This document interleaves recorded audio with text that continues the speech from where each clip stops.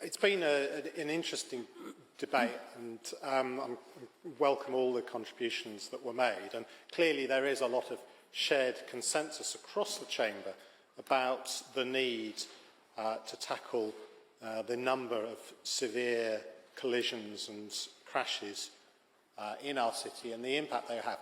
And actually one point that I'd make to all members when talking about this subject is to avoid using the word accidents, because the word accidents implies that it's sort of something that sort of happened not at the fault of the person that's the driver. If you're driving along at 70 miles an hour and you don't have an accident, you have a crash or a collision. And the words are important. It's something that I picked up when I started getting into this subject, and I think it is quite important to use the right terminology in this. And I absolutely agree with Councillor Clements about the need, and a number of other councillors, about the need for speeding and dangerous driving to become socially unacceptable. That has to be the objective for us all. There is a lot of what Councillor Clements and Councillor Jenkins and others have talked about the, we revert to talking about the coalition and so on, about cuts. I mean, it's particularly ironic for Councillor Knowles in that she lost her job as a police officer as a result of Operation Paragon, which started the process of the reduction of the police numbers, which was introduced by Gordon Brown's government in April 2010. So, there needs to be a bit of honesty about the roots of all of this.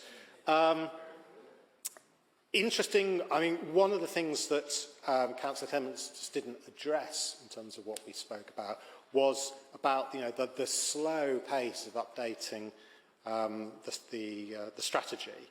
That we're still, when you open the council website and you open the strategy, you're faced by the bearded face of former councillor Stuart Stacey, which just illustrates how long ago it was written. And also, she mentioned about 18 to 19 schools. Well, as we heard in the previous debate, we've got 460 schools in this council, so we're not going fast enough, and that's really the point about this. On Councillor Alden, yeah, I mean, I'm basically very, very happy to accept your amendment. It certainly wasn't our intention to imply that we felt that local ward money should be mandatory spent on this. That wasn't our intention. I'm very happy to accept the amendment to make that clearer. And I did find interesting your comment about Preet Gill's tweet, which does actually illustrates the level of cynicism about this, the way this debate is used, sadly, by some people. Councillor Moore, I do agree with you, in terms of highlighting how little has been done, about the need for broader criteria for action on speeding. That was a point we made in our motion, and I very much welcome your comments supporting that.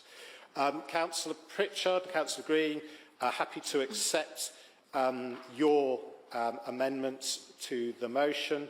I agree with what you're saying about there's too much onus on schools proactively doing the work on this. I think Vision Zero is something that's interesting and is important to look at. As the concept behind it is potentially interesting, but we do need to develop it with, for example, targets as Councillor Pritchard set out, if it's to be something that's more than a theory and something that actually makes a real change in our communities. And I think also his point about community speed watches being actually quite difficult for residents to organise with the resources that they require. And on Councillor Huxtable, I agree completely about that we should pay tribute to and value our school crossing patrols. I very much also agree with you. I mean, I think we would share across this chamber the desire to move down to 20 miles an hour on residential roads, but actually it's the 20-mile-an-hour zones that make the real difference, not just sticking up a 20-mile-an-hour speed limit. So with that, Lord Mayor, my time is running out, so I urge this chamber to accept the Conservative amendment, accept the Green amendment, but reject the Labour amendment, because while there are some good elements of it, it's actually an amendment that speaks to complacency, and complacency is what we on this side with this motion, I'm trying to shake this council out of. Thank you, Lord Mayor.